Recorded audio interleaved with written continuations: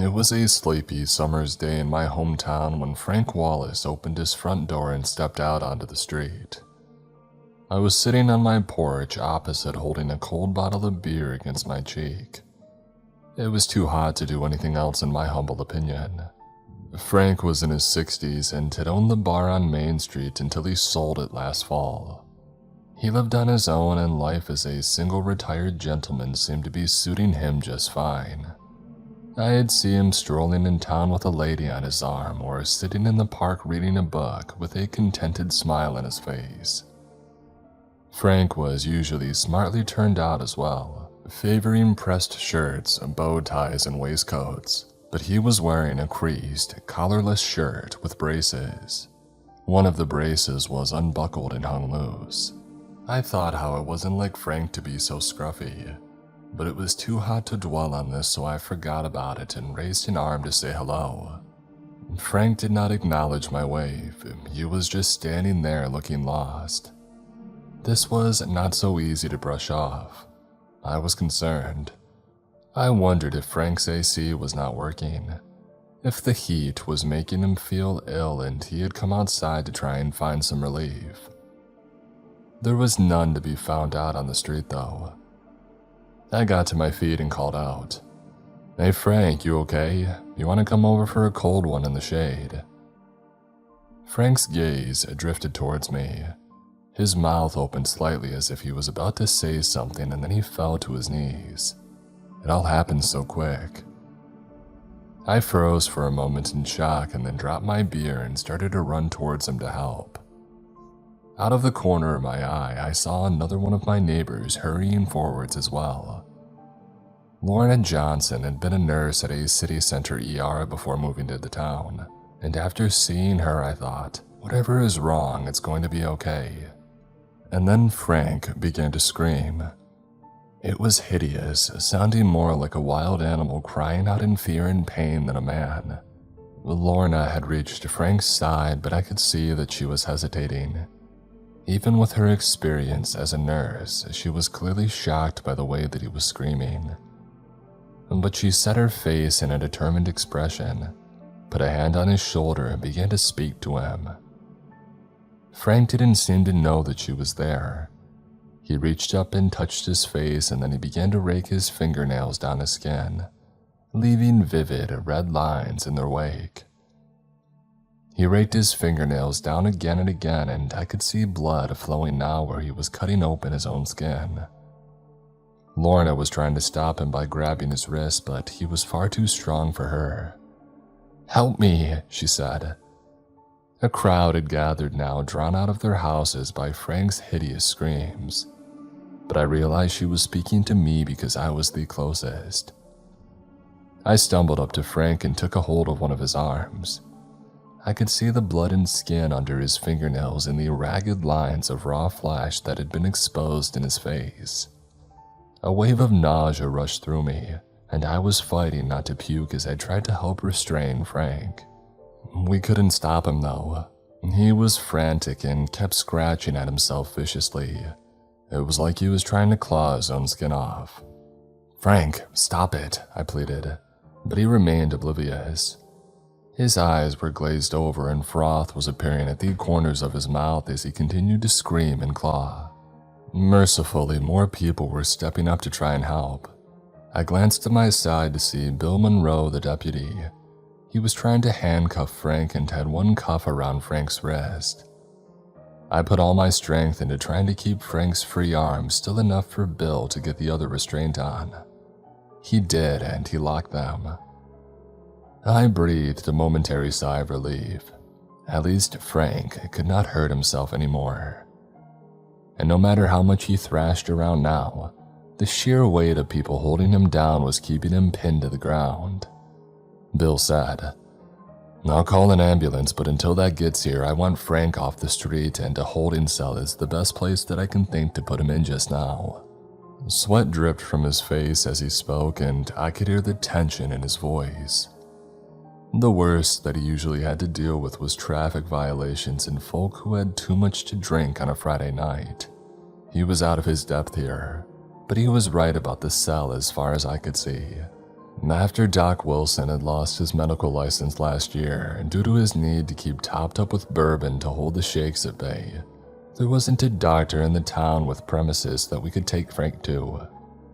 The only other alternatives left were the bar that he used to own, the store, the chapel, or one of our houses, and none of them seemed right. So, supervised by Lorna and Bill, a group of us lifted Frank and carried him the short distance to the jailhouse. He struggled less and less as we manhandled him along the street, and by the time that we arrived and put him down on a wooden bench in one of the 2 cells, all the fight seemed to have gone out of him. He just lay there breathing heavily while the makeshift party of concerned townsfolk dispersed. Lorna insisted on staying with Frank in the unlocked cell. I trailed after Bill to his office.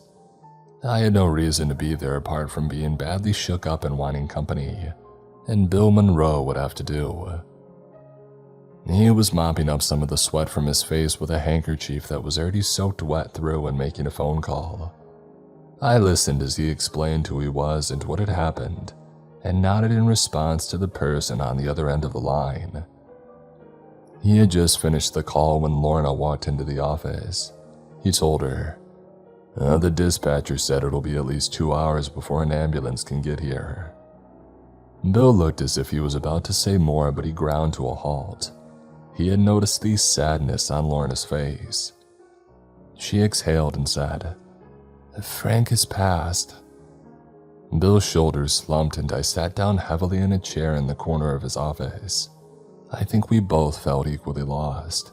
Our neighbor who had been so full of life had been taken from us in such a sudden and shocking way. Lorna was clearly still thinking straight. She looked at Bill and said, "The paramedics will look after Frank's body when they arrive, but before they get here, we should take the handcuffs off. It's only right." Bill stared back at her blankly and showed no signs of moving. I guess he was so rattled he couldn't face going through to the cell and removing the handcuffs from Frank's body. Lorna held out her hand and said to him in a gentle voice, "It's okay, I'll do it." Bill gave her the keys and then sat with his head bowed until she returned. She put the handcuffs and key on the desk next to Bill and then said, "We might as well be comfortable while we're waiting for the paramedics. Would you two like to come back to my house for some iced tea?" My clothes were stuck to my skin with sweat and my mouth was parched. The idea of iced tea at Lorna's place was irresistible. I told her this, and Bill gave her a thumbs up and the 3 of us set off. The heat shimmered in the street and the skin on the back of my neck felt like it was burning. Thankfully, Lorna's place was already in sight.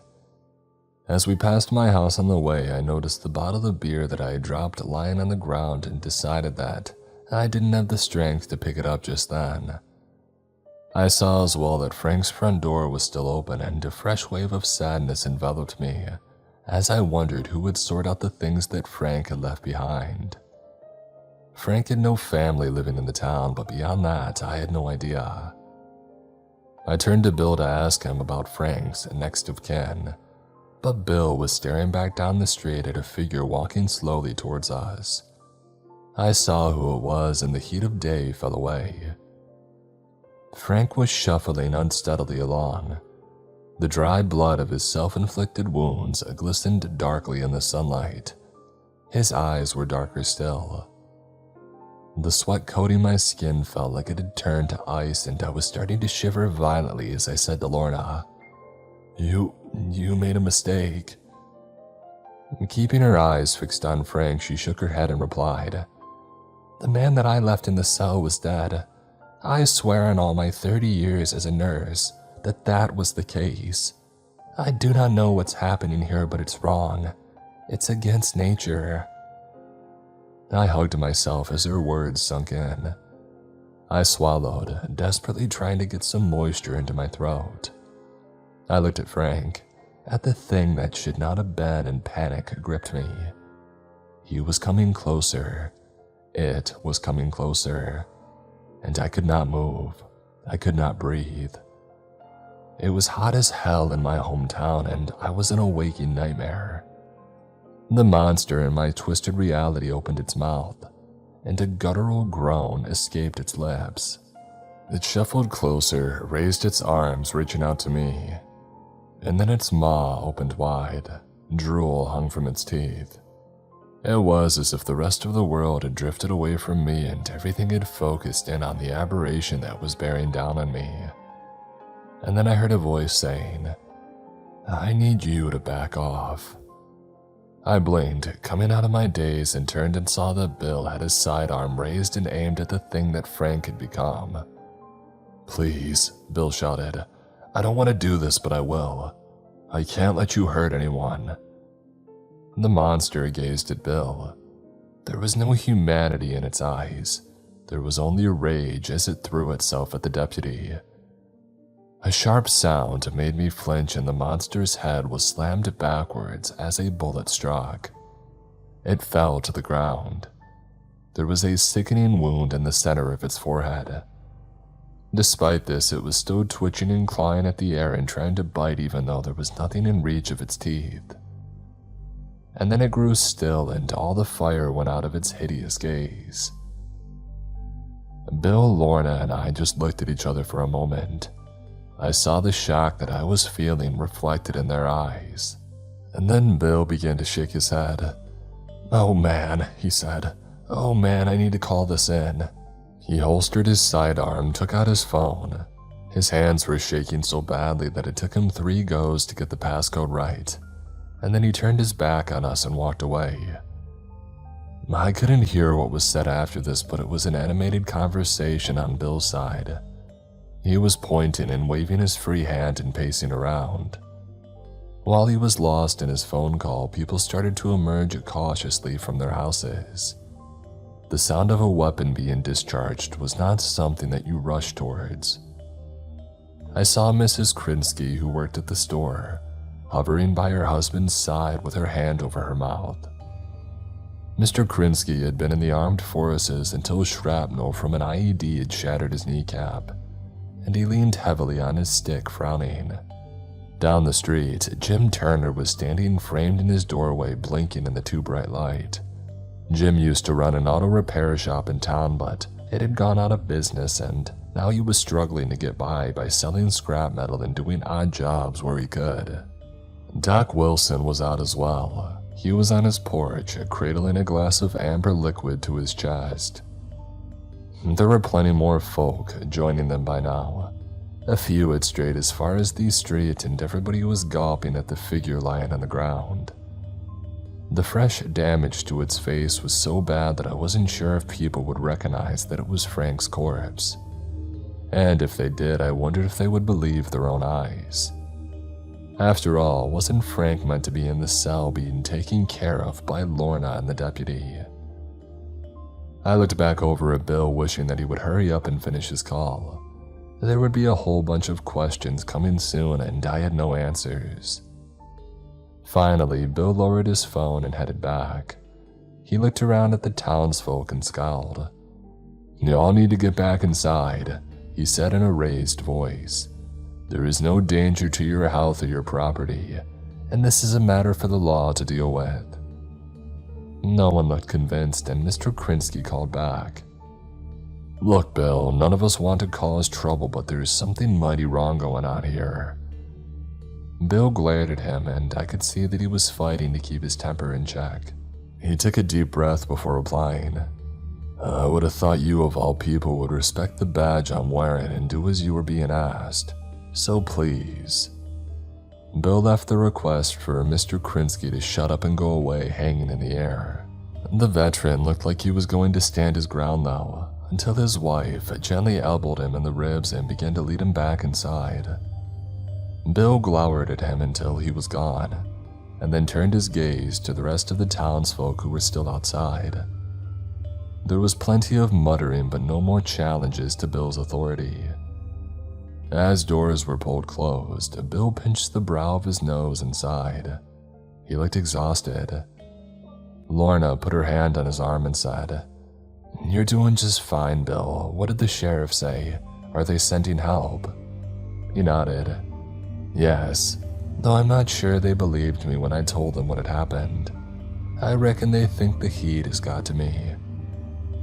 Lorna smiled sympathetically and then threw a look my way as she said, "We both saw the same thing and will tell the sheriff you saved a life here today. Now let's get this body covered up for decency's sake and go and have that drink. If you don't get some liquid inside you, Bill Monroe, seeing things will be the least of your problems."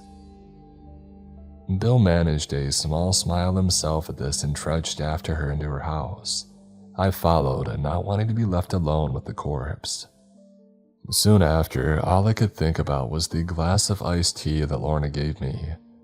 The three of us were in her orderly kitchen and the drink was the most wonderful, refreshing thing that had ever existed in my humble opinion.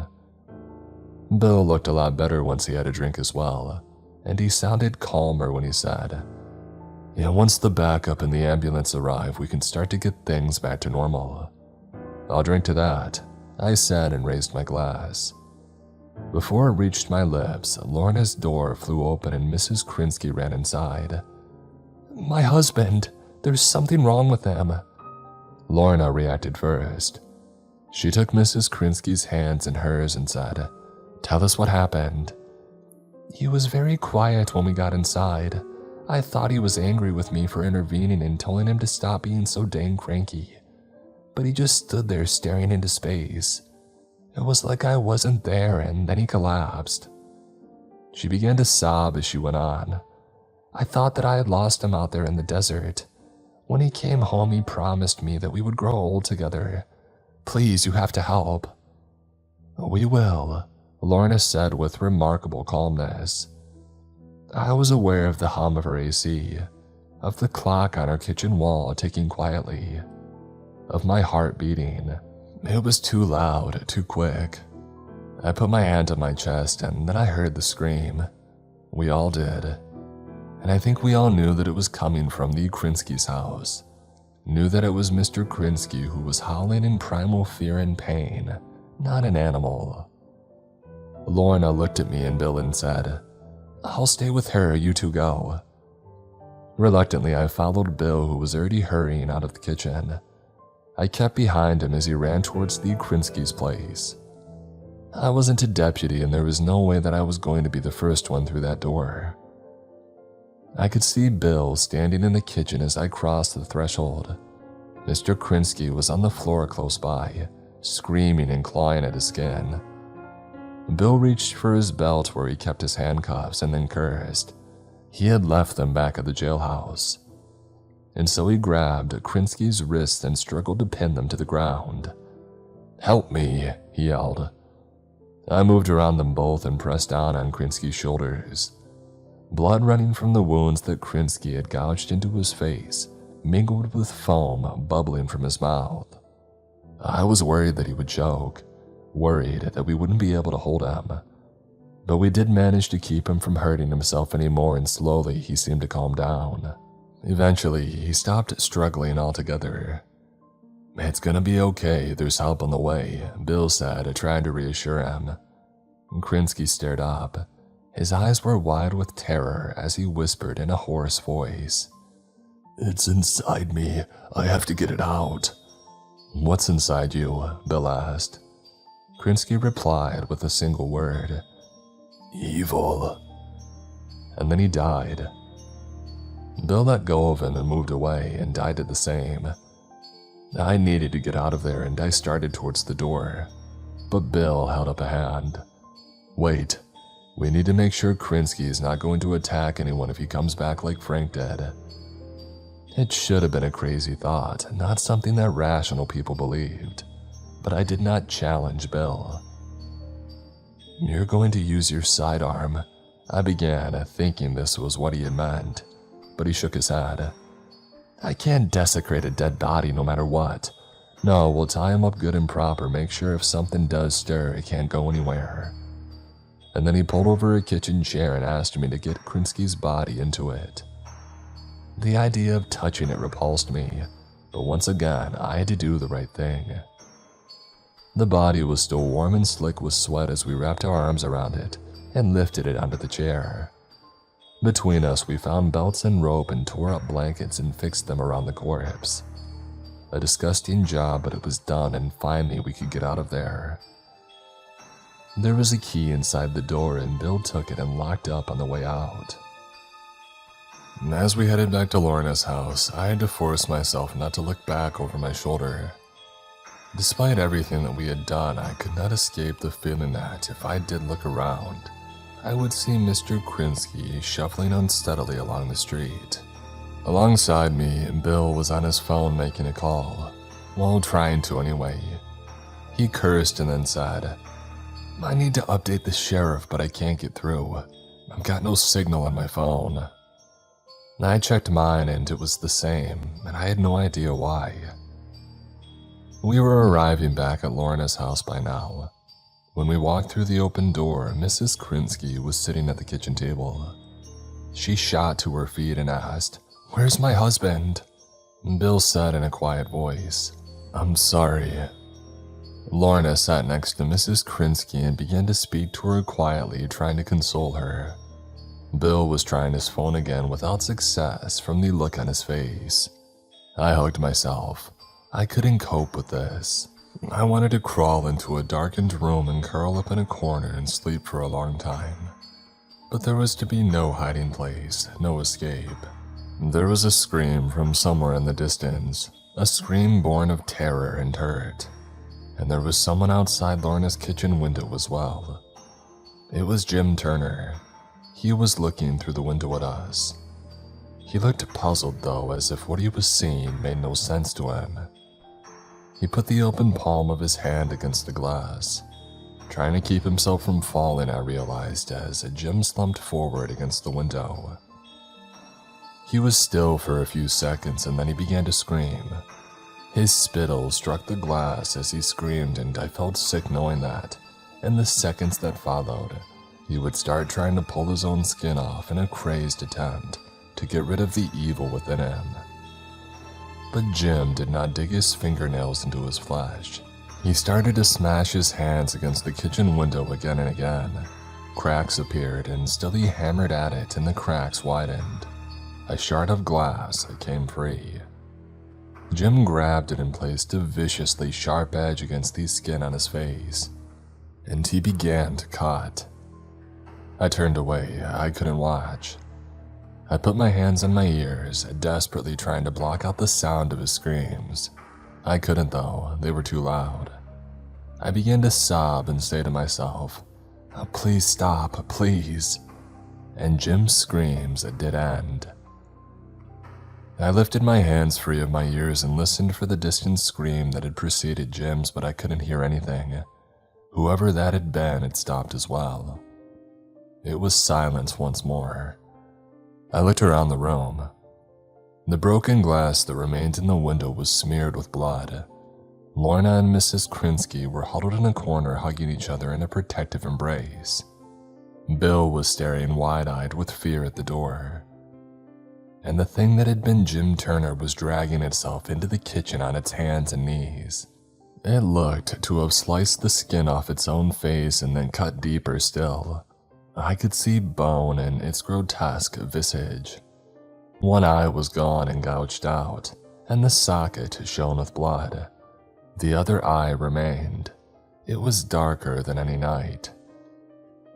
Bill aimed his sidearm at the monster. His hand was shaking and I thought, he's going to miss. But his aim was true. The monster slumped to the ground, its fingers reached out, and a low groan drifted from its lips, and then it was done. Bill wiped his hand across his forehead and said, "Lorna, where's your landline? I'm going to call 911. "Through in the front room," she replied, and took Bill through to show him. They returned a minute later. "Now the landline's down as well," Bill said. "I'm going to the jailhouse to use the radio. We are seriously in need of the cavalry." He headed for the door, and Lorna and Mrs. Krinsky started to follow him. "No way," I thought. "We need to stay together and wait here," I protested. "Krinsky's still out there and he will have to become one of those things." His wife looked at me and I could see the raw pain in her eyes at my words. and then she turned away from me and caught up with the others as they walked away, leaving me alone and feeling like dirt. I still wanted to stay put, but I couldn't face being on my own. I did not have any pride left to swallow at this point, and so I hurried out of the door, to find that they had halted in the street. I could see why straight away. Through the heat haze, I could make out a figure shuffling uncertainly down the street. I thought that it was Krinsky at first, and that he had freed himself from his bonds as I had feared. But it was not Krinsky. Mitch Groves had bought the bar from Frank, and he had moved from the East Coast to realize his dream of running a bar in a small town. He was going to serve homemade food, and there would be a warm welcome for everyone. His dream had descended into this. He had become a monster consumed by rage, shuffling along a dusty street on a brutal summer's day. We stood and watched it. The sight of its mutilated face and dark eyes made my skin crawl. Lorna and Mrs. Krinsky moved closer to each other. Bill drew his sidearm and he fired. It fell as the others had done. It reached out one last time, and then the street was still, silent, until a new scream made me flinch. A second followed in its wake, and moments later a third and then a fourth.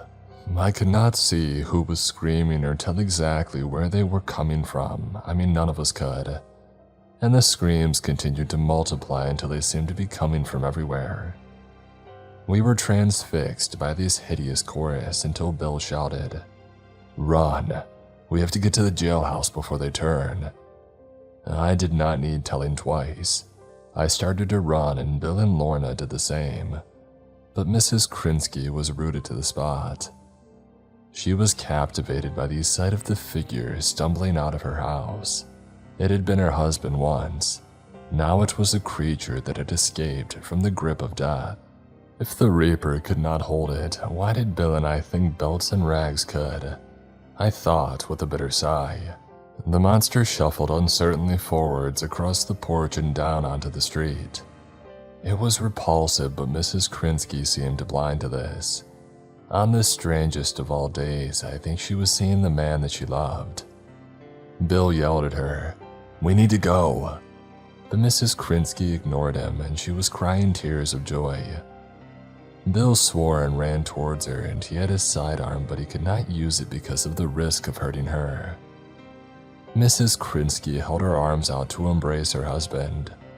A smile spread across the monster's face. Its mouth opened and drool dripped from its teeth, and Mrs. Krinsky paused. I think the mask of her delusions must have been ripped away because she cried out in fear. It was too late though. The monster was on her, and it was sinking its teeth into the flesh of her shoulder and biting deep. Bill reached them, and he grabbed the monster by its scalp and neck and tried to pull it away.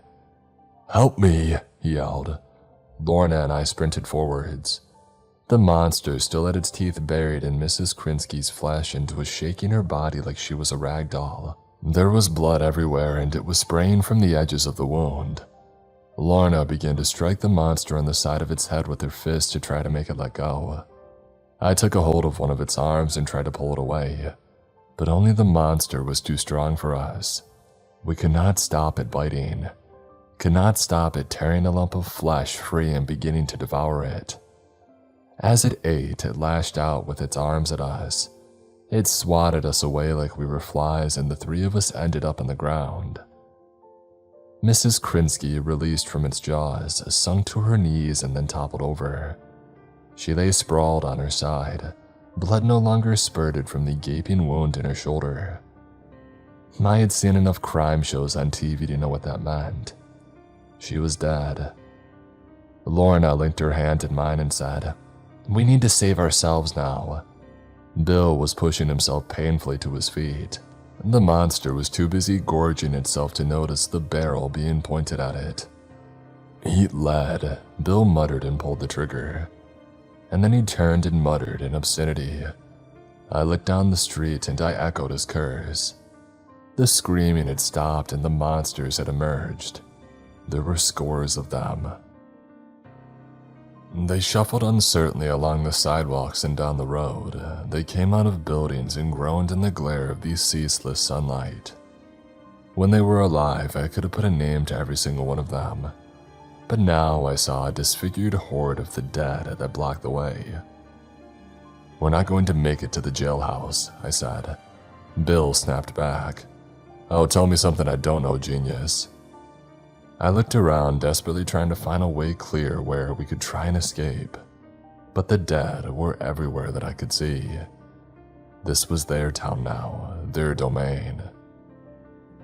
Thomas Allen had been a volunteer at the chapel. He swept the floor and brought flowers from his garden to place in vases for the services. His reanimated corpse was at the front of the horde. It was a dozen feet from us. I waited for Bill to aim and fire and to take it out, but Bill's arms were by his side. He was shaking his head. "It's over," he said. "There are too many of them." We all have our limits, and it looked like Bill had reached his. He was a broken man with seconds left to live. The monster was reaching out to Bill, opening its mouth. Bill's shoulders started to shake as he began to sob, and the sound of a shot filled the air. The thing that had been Thomas Allen spiraled backwards. The top of its skull was lost in a cloud of crimson. The monster just behind it suffered the same fate moments later. I span around. Doc Wilson was sitting on a rocking chair on his porch with a bottle of bourbon in one hand and a long-barreled weapon in the other. "I'm gonna take myself a drink before I reload, so if you folks want to head this way and join me, now would be a good time." Bill snapped out of his daze and the three of us sprinted for Doc Wilson's place. The monsters had paused for a moment to peer at the remains of their grotesque kin, but now they were on the move again. A sickening moan was escaping their curled back lips. As we reached his porch, Doc Wilson grinned and said, "I think I made him angry." And then his eyes narrowed and he growled, "Good." He slugged a bourbon from the bottle, loosed another couple of barrels, dispatched 2 more of the things, and then said, "Follow me." We followed him inside and he slammed and bolted his door. Without being asked, Bill started to drag a table over to block the door. "We need to board the windows up as well," Lorna said. Doc Wilson shook his head. "No time, safest place is my cellar."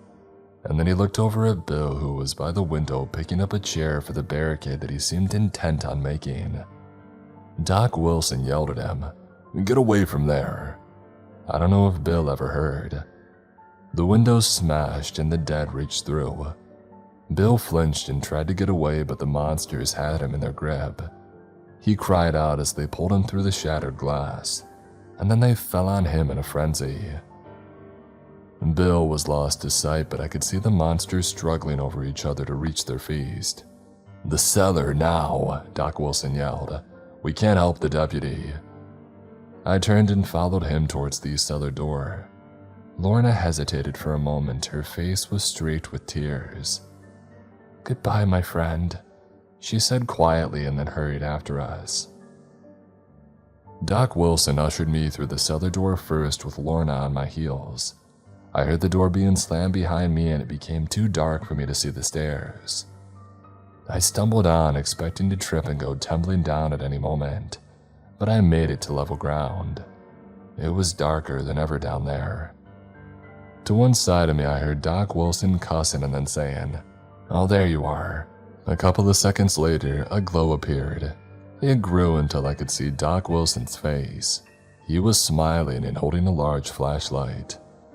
"It is clockwork," he said.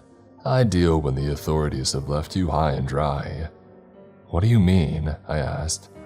"There's no phone signal," he answered. "My landline's dead, the internet is down, and the electricity has been cut off. We've been isolated by the powers that be, so nobody can find out what's happening in this town." I had seen him drinking, and now we were in the claustrophobic cellar that I could smell the booze on his breath. And even if I hadn't, everybody knew that Doc Wilson was a hopeless drunk. The man was talking nonsense, and I needed him to see sense. Look, Doc, I said, Deputy Monroe called for help and I'm sure they will be here soon. We just need to sit tight and wait for the authorities to come rescue us. He snorted with derision. Listen to me, you fool. It's the authorities who are responsible. They tax us, they steal our personal information from our computers and phones. They put chemicals in our water, release viruses into the air, sneak subliminal messages into the information overload that surrounds us every day. We're lab rats to them, and what is happening out there is an experiment gone wrong. Now the authorities are locking this town down and they're going to cover up this incident like they've covered up so many times before. I counted to 10 before replying in the firmest voice that I could. That is conspiracy theory nonsense spread by people who spend too long online. Lit by the glow of his clockwork flashlight, a sad smile spread across Doc Wilson's booze-ravaged features. If it is nonsense, why are we hiding in my cellar from crazed zombies that used to be our neighbors? I opened my mouth to answer, but I had no answer. I had only fear as the sound of hammering on the cellar door reached me. I could hear footsteps overhead as well. The monsters who were not trying to break down the door must have been pacing up and down the floor above us, I figured. We were not safe in the cellar, we were trapped, besieged. And surely it was only a matter of time before the cellar door gave and the monsters poured down the stairs, and fresh slaughter was unleashed. Or before they found a broken floorboard and pried it free. They must have known there was living flesh close by, warm flesh running with blood that they could almost taste. Directly above my head I heard wood crack, and the hammering on the cellar door intensified. "That dang critters sure are keen," Doc Wilson muttered. He was over by the shelves that lined one wall of his cellar from floor to ceiling. I saw that they were loaded with canned food and bottle after bottle of booze. He noticed me staring at him. "My personal stockpile for the end times," he said.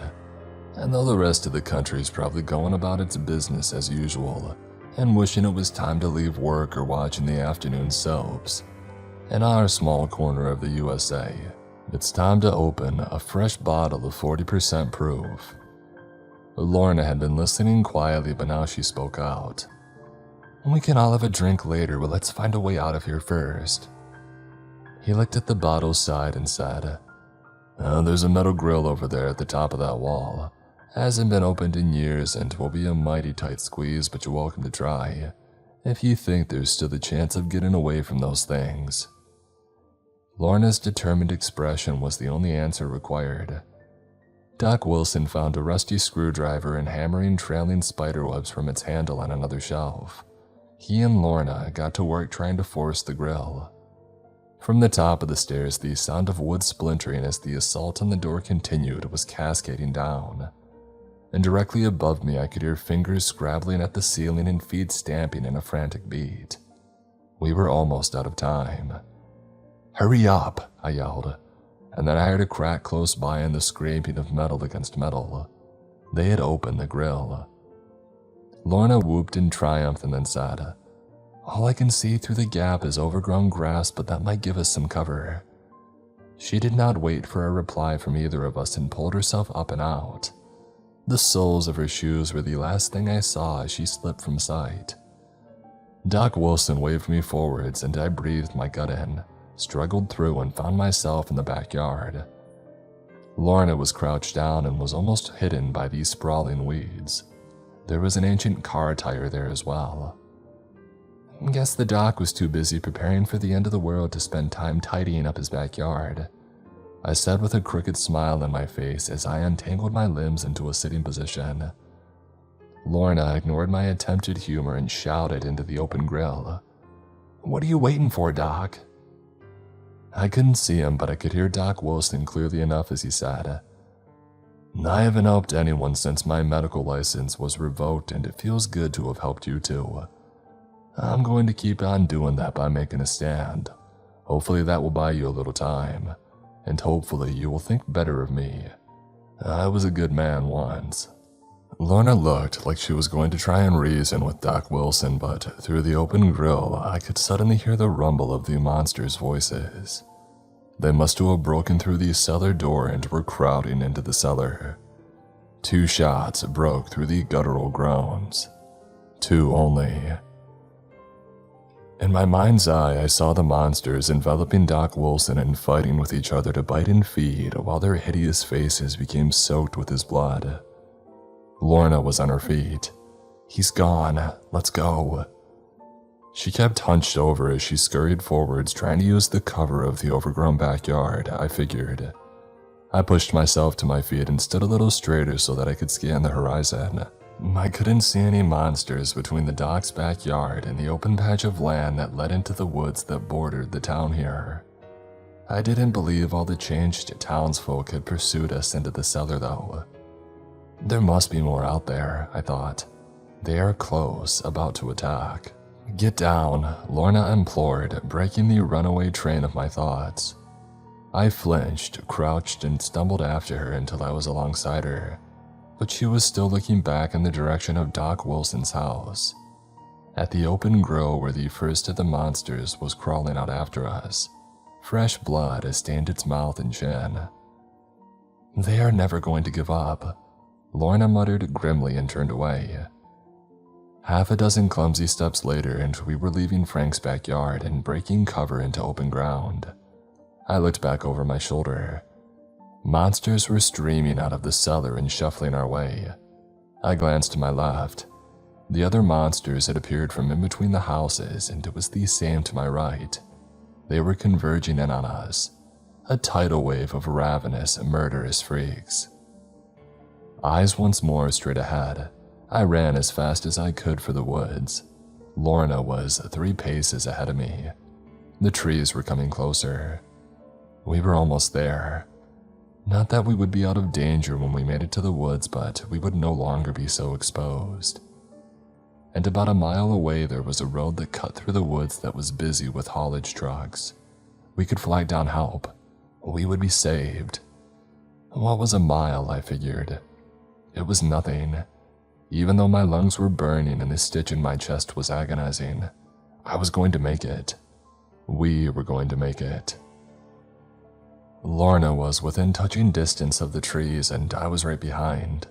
And then suddenly I was falling and my foot was twisting under me. Fresh pain flared in my leg. I tumbled to the ground, rolled, and grabbed my ankle and cried out. Lorna appeared at my side, grabbed my arm, and pulled me to my feet. The weight of my injured ankle made me yell in pain. "Oh, deal with it," Lorna told me, and she was right. Gritting my teeth, I ran on into the forest. Lorna kept by my side.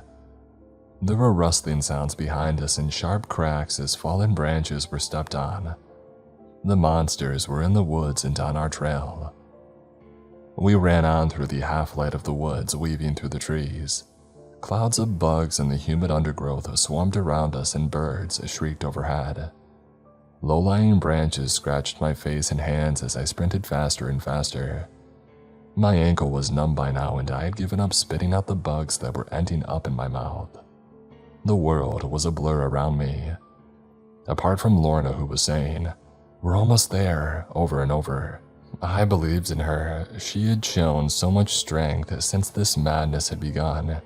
Even so, when we emerged from the trees and found ourselves in the open standing on the tarmac, I was shocked. The cacophony of the woods was gone. The sunlight was blinding.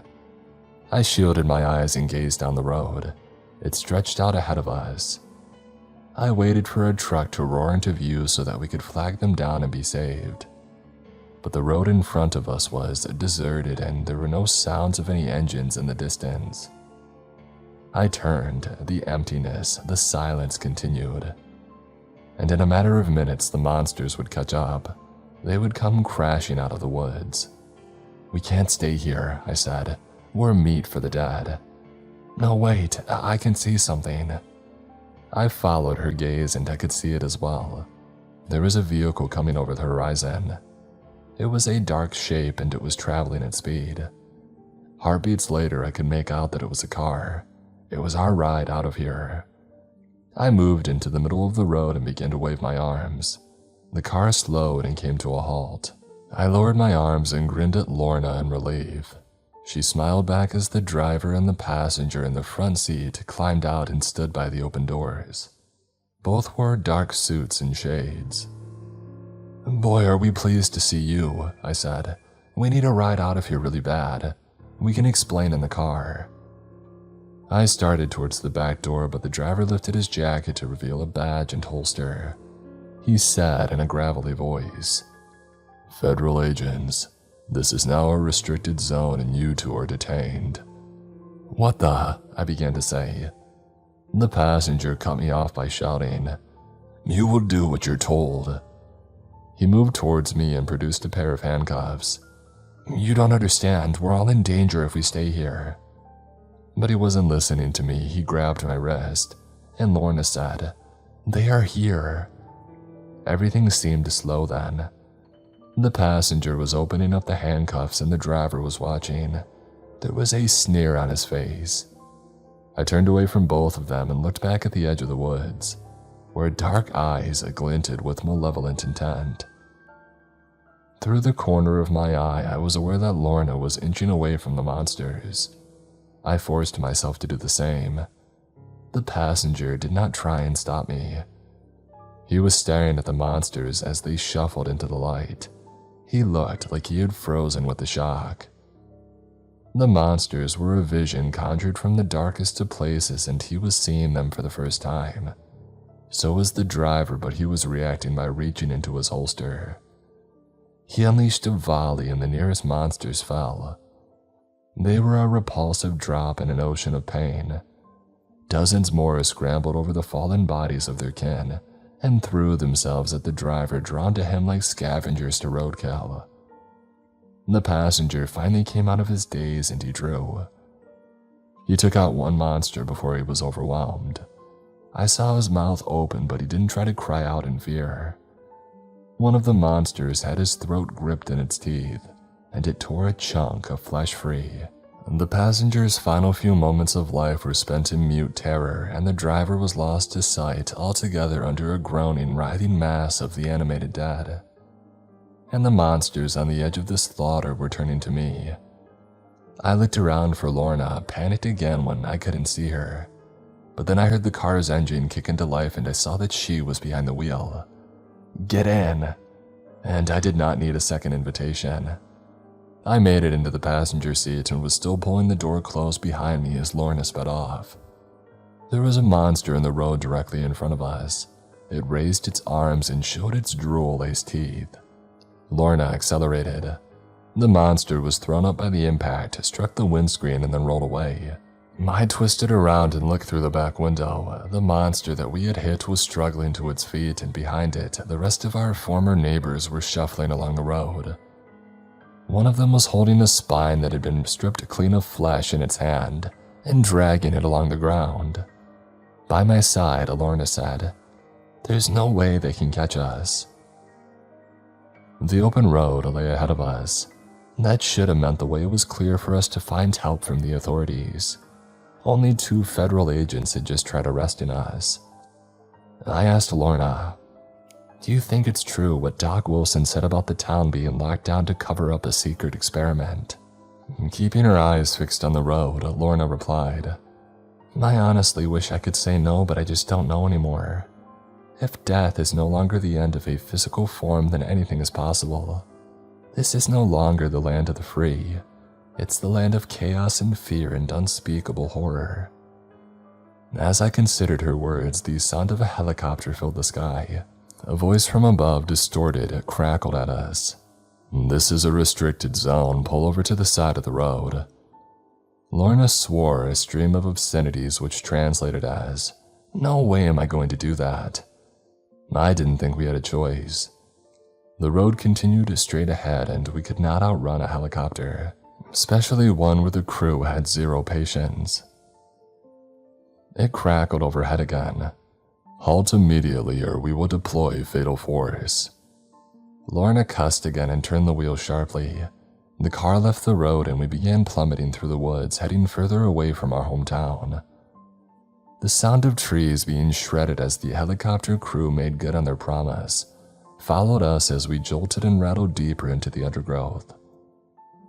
Lorna swerved the wheel crazily to left and right to avoid tree trunks in our path, and I was convinced we were going to come crashing to a halt at any moment. A sickening jolt proved me right. The car had struck a tree. The front bonnet was trashed and smoke spiraled into the air. We both threw our doors open and started to stumble away. I had no idea where we were until we once more emerged from the woods. We were standing alongside the highway which had skirted our hometown. There was a small turnoff which took you into town. The highway was usually packed with fast-moving traffic, but at that moment in time, it was gridlocked in the direction of our hometown. The opposite lanes were empty. We stepped out of the woods close by a truck, and the driver was standing by his vehicle smoking a cigarette and scowling at the screen of a phone. He was a big guy with a beard and tattoos that ran up the side of his neck. Lorna approached him and asked, "What's happening?" The authorities have shut the road in both directions. They're saying there's been an explosion and the public needs to be kept away until the area is made safe. It's hogwash if you ask me." Lorna glanced at me and I could tell that we were thinking the same thing. Doc Wilson had been right. We were all pawns in a sick game being played by the powers that be. Until a few hours ago, on a sleepy summer's day in our hometown, we had believed that we were safe. Now we knew the truth. And this is my warning to you. Watch out for the signs because danger's close. Fear your neighbor and get ready to run.